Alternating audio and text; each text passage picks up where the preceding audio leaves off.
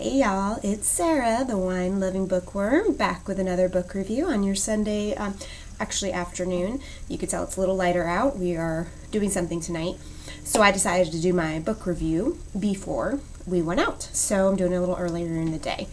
Okay, so I just got back from skiing, snowboarding, doing all sorts of stuff in Vermont on Friday. So we had a great time. I got this shirt. It says Smugglers because we stayed at Smuggler's Notch in Vermont. If you've never been to Vermont, it's absolutely gorgeous there, whether you go in the winter or the summer. We've been there both times. Great place. It's just one of the most beautiful places on earth. Very much like Oregon, which is another place that we love. So if you ever have the chance, make sure to go. And I got a little bit of a cold while I was in the snow, so please bear with me with that. Okay, so let's get to the wine. I shop at Aldi, and they have like all these wines there that I don't necessarily see in other stores, so I decided to grab one. This one's called Crimson Roots Dark Red Blend. It's out of California. This is my little wine glass I got. It says Smuggler's Notch on it. It's kind of hard to see that, but pick that up as a little souvenir. So let's give a Crimson Roots a shot.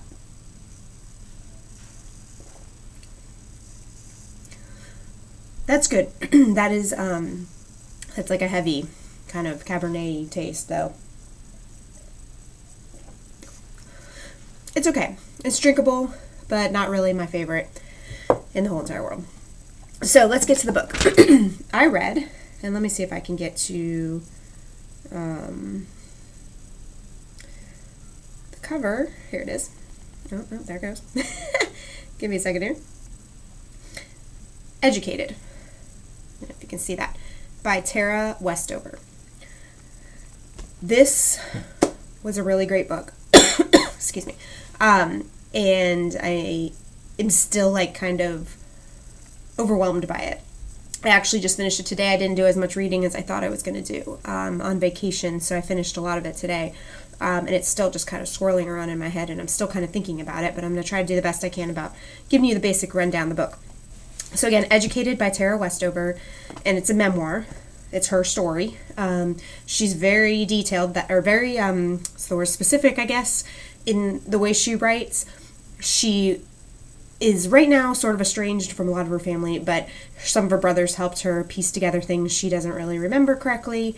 And she has footnotes everywhere, like this is what they think what they said, or this isn't an exact quote, but this is what was meant by it, that kind of stuff. So she's very detailed in that respect, and she's trying to get this right. So it isn't based on her life, it is her life.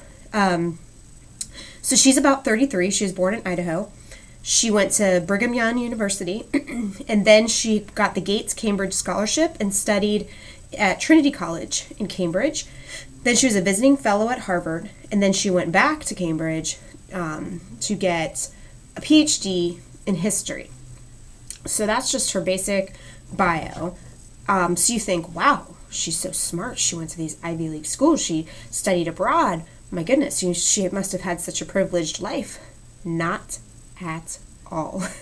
Would it surprise me? Would it surprise you to know that she never went to school? Like, she never went to elementary school. She never went to middle school. She never went to high school. That's surprising, right? For someone with those kind of academic credentials at the college level. Never went to school. She was quote unquote homeschooled, but they didn't really homeschool her. She was one of 7 siblings, 1 other girl and the rest were boys. She was raised in rural Idaho by her Mormon and isolationist parents. Her dad owned a junkyard, and he was a total doomsday prepper, but religious, with a religious slant, I guess, thinking the world's going to end, the second coming's going to come, doing all these crazy things, to prepare for that. The mom was a midwife and an herbalist. She wasn't really allowed to work because that's not the religious way. Women shouldn't work, I guess, but he allowed her to be a midwife and an herbalist because they both hated government and they both hated the medical establishment. So he thought that by her being a midwife and an herbalist, that's the kind of things they relied on instead of hospitals and doctors to deliver babies and to treat different injuries. They actually reference Randy Weaver, who is the Ruby Ridge guy.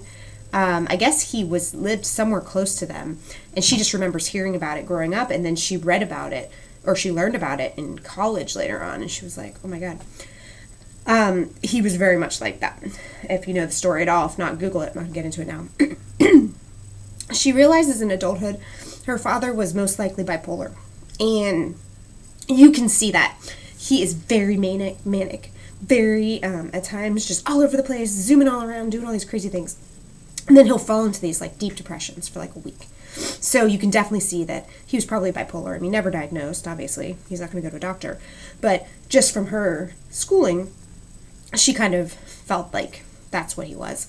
And he also had a very, like, nothing can hurt them attitude when he was in his manic episodes.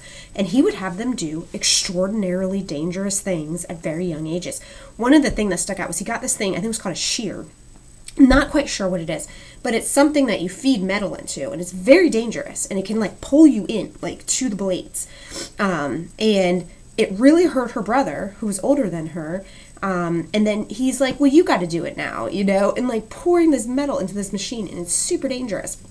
He's just like, you'll be fine, you know, and her brother falls off I think it was like some kind of tractor or crane or something, and slams his head, and they just are kind of like, you're going to be fine, and he kind of got weird after that. They got into a big accident once, and the mom really hurt herself, and they never took her to a hospital. They wouldn't take nobody goes to hospitals. And she had these, like, raccoon eyes for, like, weeks afterwards. And she found out later that's a sign of brain damage. And that she would forget who her kids were. She'd forget, you know, call them the wrong names. It was really weird. She seemed to kind of, like, snap out of that at some point, which is weird. But, you know, these are the kind of people we're dealing with here, okay? I think the first 3 kids had birth certificates, but the rest didn't. He wouldn't even get birth certificates for them. So it made it, you'd have to get a delayed certificate of birth. And she got hers when she was like 9. They didn't even know what day she was born. They couldn't figure, they were like, oh, well, I think it's this day. And her mom even at one point goes, well, you're like 20. And she's like, I'm 16. You know, like, this is the craziness of this family. And the brother, they didn't even know if he was born in June or July. They were like, June, July, August. They're like, one of them. I mean, it's just utterly insane. And this is real. This is a true story. Sean, her brother, becomes a lot like her father. The rest of them really don't. Her sister is a little... I think her sister more goes with the flow, not to rock the boat. But her brother is so monstrous. He just tortures Tara. And just out of nowhere and for no reason. And he's very chauvinistic, and he does it with his girlfriends and his wife later on. Very violent. Bends her arm back, you know, breaks her toe, shoves her head into a toilet, like, and very bizarre the way that things will set him off. There's no rhyme or reason to it. So I think that brother was probably suffering from his father's illness as well. So she basically, one of her brothers, I think his name is Tyler, goes to college. He wants out of there, and he gets into college. And he encourages her to do it. She has to teach herself trigonometry, algebra. This girl has never done any of this stuff. She can read pretty well. She has to work on her writing. But he tells her if you take the ACT, you can get into Brigham Young University. If you have to get like a 28 on it. And so she literally teaches herself trigonometry, calculus, algebra. And she's having trouble with calculus. And she goes to her father, actually, and her father's real weird about the college thing. He's very against it, but then he'll help her sometimes, and it's very strange. He goes back and forth through the whole book like this. But she shows her father this calculus stuff, and she's like, do you know how to do this? And he sits down with it, a guy who, like, picks up scrap metal for a living, okay, and figures out the whole problem. He's got the right answer. And she's like, so she looks at what he did, and she's like, I don't really understand this. How did you get to it? He goes, doesn't matter how I got to it, that's the answer. And he was right. So you're not dealing with dumb hillbillies here, okay? This guy actually had, obviously, I don't think he went to school either, but a good mind. And her brothers did too. One of them became a chemist, one of them became a mechanical engineer. So you've got a lot, and obviously she's very smart. So despite, you know, their upbringing, there's this intelligence that runs through the family. The mom's smart too. She's, you know, real good she starts her own business doing these essential oils and stuff at the end. So you're not talking about dingbats here. You're talking about pretty smart people, which actually makes them a little scarier, you know. for what they believe in. So, again, this follows her, basically, it tells about her childhood, and then it goes into her schooling and her getting away from the family and how that kind of blows the family dynamic up, and how she starts to see how things that her parents thought are not true, you know. And it's funny because she ends up getting a PhD in history, and she's really fascinated with how history comes to be and how you study, you know, history, how people create history, and historians themselves. Oh, there goes the light a little bit. And I found that fascinating because her family loves to rewrite history. Bad things happen, and they say, that's not how that happened. And they make her doubt how things really happened, and how, you know, she has these, like, weird, you know, this weird convoluted memory because people go, that's not what happened, and you're not remembering that, right? And they do it all the time. So, so certain things that stuck out to me when she got into college. She took this art class, and there was something in there about the Holocaust. And she was reading it, and she read the name, and she goes, well, I don't know what that is. And everybody was like, she said, everybody just went dead silent. I don't know what that word is, she says. And they don't tell you at first what the word is. And everybody in the room goes dead silent. And the teacher's like, the professor says, you know, that's not funny. You know, and she's, what? You know? And the girl sitting next to her was like, you shouldn't make jokes about that, you know, and walks out. So she goes to the computer lab, and the word was Holocaust. And she Googles it, and she's like, oh my God. She never knew about the Holocaust. She never knew about civil rights. Martin Luther King. She didn't understand how bad slavery was. You know, all these things. So her eyes were just being opened by this. People couldn't believe how, you know, sheltered she was. And when she went to BYU, I mean, BYU is Brigham Young is a Mormon school. She's Mormon. And she was shocked that her roommate went shopping on Sunday. And you're not supposed to do anything on Sunday. And then one of her roommates wore, like, dresses above the knee. And she was just like, I can't. These are supposed to be Mormons, but these aren't true Mormons, you know? She was scared to take ibuprofen. She had a horrible headache. And she's like, oh, I need to take this stuff my mom gives me. And the guy that she was seeing, or a friend or something, was like, just take an ibuprofen. And she's like, oh, that's poison. I can't take that. And she finally ended up taking it, just like, what, I'm just going to see what happens. More she said out of curiosity than anything else. And the headache went away. She was fine. And the same thing happened later with penicillin because she got really bad strep throat. And she finally took the penicillin. And so it's these little things, and her mom was so mad at her she took penicillin. So it's like this whole world is opening up to her. And it starts to change the way she sees her family and the way she perceives her family.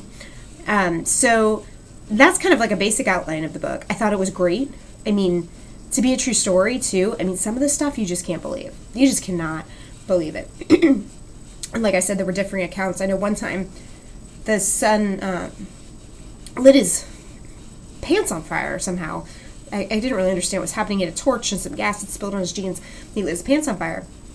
And his mom just didn't take him to the hospital. He had like third-degree burns and put salve all over him, and he eventually survived. And then later on, the dad lit his whole self on fire doing something stupid, like he's always doing. Melted off like parts of his face, and his hands were all messed up. Never took him to the hospital. Actually, the mom did want to take him to the hospital, and he refused. So she created this salve, and he survived. They thought he was going to die, but he survived, you know? And it's like, you can't make this crap up. I didn't talk about, like, strong, hardy people, you know? And I started halfway through to kind of think that maybe they were doing a thing where the women in the book are going to be these really strong women. Because for a while it seemed like her mom and her sister were kind of turning against the dad. And it seemed at the end to kind of be a ruse to, you know, placate her in some ways. And so that was kind of like, oh crap, they're not really like that. Or they're just so brainwashed. I mean, incredible brainwashing going on here. But anyway, that's the book I read, Educated by Tara Westover. Pick it up. You will not be disappointed. It's an amazing book. I read the last half of it, I think, today. I didn't think I was going to get through it, but I just couldn't put it down. So definitely pick up that one. Next week I'm going to read Sue Monk Kidd, The Invention of Wings. She wrote The Secret Life of Bees and The Mermaid Chair, which I have read. I read both of those, and I really love her writing. So I saw this, and it was like on sale for like $1 or something. So I picked that one up. So again, Educated by Tara Westover, definitely get that one. Crimson Roots, I'd pass on that one. That's not so great. And go to Vermont. What you waiting for? Grab a ticket. We heard Frontier has $59 tickets. No connection. It was direct flights from Sanford, I think, to Burlington, which is the airport in Vermont. So really, what's keeping you here? Gorgeous state. Highly recommend it. Anyway, I hope you guys have an awesome week. And until next Sunday, cheers.